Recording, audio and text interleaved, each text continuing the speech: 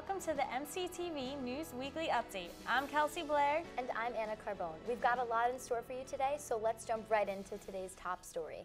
President Obama came out with the gloves on for this past presidential debate.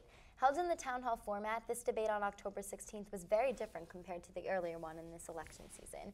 A bit of squabbling happened between the two candidates, making a few awkward moments of tension between Romney and Obama, but overall the two acted very professionally. Obama was well prepped going into this debate, and it was clear this was a crucial strategy to who came out on top. This point was driven home when Romney criticized Obama on a statement he claimed the president had said, when in fact it was proven during the debate untrue. The heaviest topics covered in the debate were economic crisis, the tax plans, women's rights in the work and personal sphere, and the crisis in Libya, as well as immigration.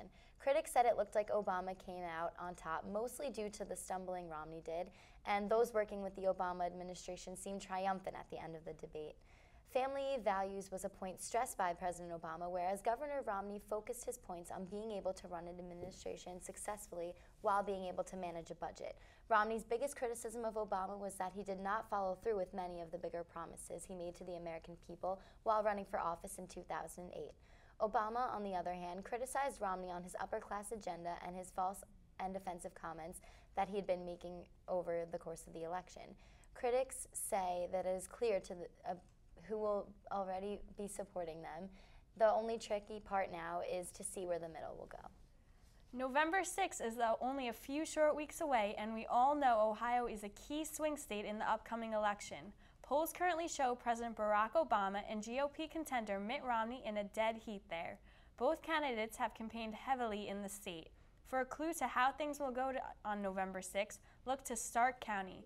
Voters have chosen the White House winner 6 of the last 7 times. Miguel Marquez went there to get the lay of the land. This is Stark County, Ohio, a front line in this battleground state. It so closely tracks state and national voting patterns, this place puts the bell in bellwether. Vaughn has farmed in Hartville, Ohio his whole life. Today he's putting in winter wheat. Like most people here, he takes politics pretty seriously. May I ask you who you're voting for? Yes. Who are you voting for? I won't tell you. Like many, Vaughn is sick of political gridlock. He says the country's problems so serious, it makes voting more important and tougher than ever. A lot of people are hurting big. A lot of people need relief, and I'm not too sure the election's going to give it, no matter who gets elected. That's the problem. Stark County has seen the worst of the recession and the best of the recovery. Unemployment here shot up to more than 13% at the height of the Great Recession. It's now plummeted to less than 7%. Vaughn, like Stark County and Ohio, has survived by changing. He turned over the business to his kids and son-in-law, Bill Backen made some changes to the old family farm. Boy, did he ever. A fourth of the family's yearly income now comes from a few weeks in the fall when the farm, now a market and winery, is transformed into a country fun fair, what Backen calls agritainment. You have to be diversified enough to weather the storm, but you can't dilute yourself so down you're not effective. A delicate balance that makes Ohio, Ohio.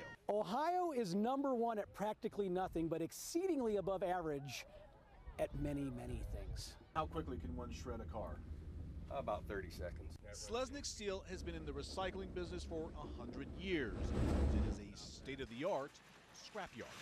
The boss here, Ed Slesnick, a lifelong Democrat, voted Obama in 2008. He says this year, it's a tougher choice. This year, I am truly an independent voter, and looking at the first debate and very keen on looking at the next 2 debates. A year ago, his yard could barely keep up with demand. 2 months ago, he saw orders plummet. Is it a matter of hearing what they want to do, or how are they going to accomplish it? I would say both in that question, but more importantly, how are they going to accomplish it with a $16 trillion deficit? So I actually watched the debate on Thursday, and I thought it was pretty intense. They definitely had fighting words for each other. Definitely. I was a little overwhelmed. I was anticipating for something dramatic to happen almost because it was getting heated, but it was interesting. Yeah, I actually got my absentee ballot in the mail this morning, so I was very excited. I'm excited to vote for the first time. Me too. It's unbelievable. Yeah. Earlier this week, Secretary of State Hillary Clinton took responsibility for the security of American diplomats working overseas. There are more than 600,000 workers deployed to nearly 300 posts around the world. The recent attack on the U.S. consulate in Benghazi sparked concern over how the incident occurred and how it can be prevented in the future. Although the presidential election is near, Clinton wants the investigation to remain bipartisan. Vice President Joe Biden explained that he was unaware that requests to enhance security in Benghazi had been made, and he rejected. Clinton remarked that the aftermath of the attack is, quote, absolutely fair to say that everyone had the same intelligence. Clinton has let Americans know that going forward she will do everything possible to prevent future attacks and will ensure that diplomats can continue working in these dangerous areas safely. This is not the only dangerous area the world has seen over the last few weeks. Targeted by the Taliban, a Pakistani schoolgirl was shot in the head and she is now in the hands of a British medical team. Former Prime Minister Gordon Brown was quoted on the subject saying, quote, I think people would find it unspeakable that in the year 2012 that a girl has been shot simply because she wanted to go to school. A plane carrying 14-year-old Malala Yousafzai touched down in Britain and she was taken by the ambulance to Queen Elizabeth Hospital. The facility specializes in care for children with severe injuries. CNN's Dan Rivers has more. Malala Yousafzai has now arrived here at the Queen Elizabeth Hospital in Birmingham, where she is being assessed by neurosurgeons. One of the first things they want to do is to conduct MRI and CT scans so that they can do a 3D reconstruction for surgeons to just check the extent of the damage after that horrific shooting last week at the hands of the Pakistani Taliban. There were no real updates on her condition. We understand she remains unconscious in a chemically induced coma, which has been the case since she was shot. She's already had one operation in Pakistan to remove the remnants of the bullet. Now it's the question of assessing the damage to her brain and her long-term rehabilitation, which Dr. David Rosser explained to the media here could take a long time. Well, it very clearly says that the doctors, some of whom were people from here in the Children's Hospital, believe that she has a chance of making a good recovery, because clearly would be inappropriate on every level, not least for her, to put her through all this if there was no hope of a decent recovery. So I've not seen her, but it is clear that they believe there is a chance of a decent recovery. The reason that this hospital has been chosen is it's one of a number of world specialist centres for trauma. Dr. David Rosser told us that they have treated every British battlefield casualty, including from Afghanistan, for the last 10 years here, so they've got an incredible amount of experience in dealing with gunshot wounds and trauma to the brain. They said some of their patients can be seen by up to 17 specialists in the first 24 hours. A lot of the facility here is relatively new. This new wing was built in 2010 and it's got 1,200 beds and 32 operating theatres. So it really has got an enormous amount of capacity. The specialists that are needed to deal with her, including those who are specialists in psychological care as well. And we were told that there would be doctors from the Birmingham Children's Hospital who would also be involved with the weeks and months of care that Malala will need. Dan Rivers, CNN, Birmingham. On a lighter note, an adopted Connecticut shelter dog recently saved the life of its owner's 9-week-old baby girl, Harper. One night, the dog Duke jumped into the Brousseau's bed and began shaking uncontrollably. The dog owners claimed that Duke is extremely obedient, so it was out of character for him to be behaving in such a way. The Brousseaus decided to take it as a sign to check on Harper, who was found in her crib not breathing. The family called 911 and Harper was taken to the hospital. Harper's mother and owner of the dog, Jenna Brousseau, said, quote, "If Duke hadn't, been so scared, then we would have just gone to sleep." The doctor said that they do not know for certain what caused the infant to stop breathing. Their best guess was acid reflux. The Brousseaus are very thankful for their dog and encourage families to consider pet adoption. Animals are known for their keen intuition of when something is wrong. I have to say, as much as I love my dog, there's no way that she would have been intelligent enough to do something like that. I agree. I have a dog too, and he seems very smart, but I don't know if he would be that smart. No. But I have heard of dogs doing crazy things, so maybe. Amazing. A recent art heist is creating quite the uproar across seas. 7 paintings by famous artists like Picasso and Monet were stolen from a Dutch museum in the middle of the night. Investigators say the thieves were well prepared for the heist at the Kunsthal Museum in Rotterdam. They also made off with paintings by Henri Matisse, Paul Gauguin, Meyer de Haan, and Lucien Freud. The works are believed to be worth tens of millions of dollars, though the police are not commenting on the exact value. The paintings were in the private collection that was only on display for the first time. Women are taking the entertainment world by storm. Recently announced were the hosts of the 17th Golden Globes Awards ceremony in Beverly Hills, Tina Fey and Amy Poehler. Taking over the spot for Ricky Gervais, the Hollywood Foreign Press Association and NBC chose the dynamic duo because of their inherent chemistry. The event hands down out awards to the best films, actors, and television shows of the previous year. The two actresses have worked together for a long time. They first appeared together on Saturday Night Live, and then in 2008 they starred in the comedy movie Baby Mama together. Known for their comedic tendencies on the shows 30 Rock and Parks and Recreation, the two are expected to make this year a hilarious one.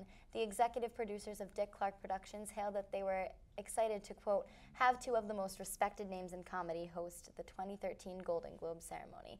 The Golden Globes will be broadcasted live on January 13th, 2013. All the single ladies will be taking those ring fingers off for the remote when they hear who will be performing at the upcoming Super Bowl halftime show. That's right, pop superstar Beyonce Knowles will be gracing the stage at the 48th Super Bowl game next February. After the shocking boob scandal of Janet Jackson in 2004, networks have been very hesitant to bring on a solo female artist, it seems. Beyonce will be the first female headliner since Britney Spears in 2000 to bring contemporary flair to the usually classic theme the halftime show has grown used to. Artists like Paul McCartney and the Rolling Stones will have to wait until the next Super Bowl to rock out with America, as the year's spotlight shines on the 16-time Grammy-winning music sensation. While there's no word yet on a set list, sources are hoping she can inject some New Orleans culture into the performance. This is the first time the Super Bowl is being played in the city since 2002. So I am definitely excited for Tina Fey and Amy Poehler to be hosting the Golden Globes. They're so hilarious, and I think they're going to do a great job. They're so funny together. I think it was a perfect decision. And I'm definitely excited for Beyonce at the Super Bowl because it's been kind of boring, I think, the past couple of years, so I think she'll bring some young energy to it. Absolutely. She never disappoints. Around this time of the semester, students start to get busier. However, recent studies show that sleeping could be influential to not only your grades but also your weight. Even your fat cells need sleep. New studies find that not getting enough sleep can harm them, leading to serious health problems. University of Chicago researchers collected abdominal fat tissue from 7 healthy young men and women after testing them for several days and nights in a sleep lab. They discovered sleep deprivation reduces the ability of fat cells to respond to the hormone insulin, which is crucial for regulating energy storage and use. Over time, this could lead to weight gain, type 2 diabetes, and other problems. The study is reportedly the first to examine the effects of sleep deprivation on fat cells in humans. In an attempt to maintain control of the whereabouts of students on campus, Anson Jones Middle School and John Jay High School in San Antonio, Texas have started to use radio frequency identification technology, or RFID. Students at these schools are now required to wear ID cards embedded with electronic chips in order to more accurately record daily attendance. This new form of tracking is said to be beneficial to the students who are present in school but who may have missed the morning roll call. The ID tags can only be read on campus, so tracking off campus is invisible to the administration. The American Civil Liberties Union refers to the RFID tags as, quote, dehumanizing. Parents of students are growing more and more uncomfortable and agitated by this system that they feel is unnecessary. An Austrian man jumps from more than 24 miles in the sky, falling for more than 4 minutes and reaching speeds of more than 700 miles per hour. That man is now being hailed as an aerospace pioneer. Reporter Brian Todd has the details from CNN's Washington Bureau. Jumper away. With a heart-pounding hop into the stratosphere, Felix Baumgartner makes history. He jumps from 128,000 feet above the Earth, 24 miles up, higher than anyone before him. During freefall, he spun for a few harrowing moments, but stabilized quickly. It started spinning so violent, it spun me around in all different axes, and And I was always trying to find out how to stop this. You know, I was putting one arm out and it didn't work, then I'm putting another arm out. But you're always late because at that speed, when you travel at that speed, with that suit, when it's pressurized, you don't feel the air at all. In those first seconds, he broke another record. No one had ever gone through the sound barrier outside a vehicle. Baumgartner reached a top speed of more than 700 miles an hour, well past the speed of sound. Freefall lasted 4 minutes 19 seconds before his parachute opened. That's short of the record for the longest freefall in history. But after he safely touched down, the man known as Fearless Felix was hailed as an aerospace pioneer. It's hard to realize what happened right now because there's still so many emotions, you know. I had tears in my eyes when I was coming back a couple times because you're sitting there and you thought about that moment so many times, you know, how it would feel and how it would look like. And this is way bigger than I anticipated. This mission had been 5 years in the planning. In Baumgartner's ear during the ascent, Colonel Joe Kittinger, the man whose record Baumgartner broke. Kittinger had jumped from 102,000 feet in 1960. I interviewed Baumgartner and Kittinger together earlier this year. Are you jealous of Felix that he's going to break your record? I'm delighted. I'm delighted he's going to do it. He's advancing science, and he'll do a great job. Mission leaders and space officials hope this jump will show them if astronauts, space tourists, or high-altitude pilots can survive for any extended period outside a vehicle if there's a malfunction.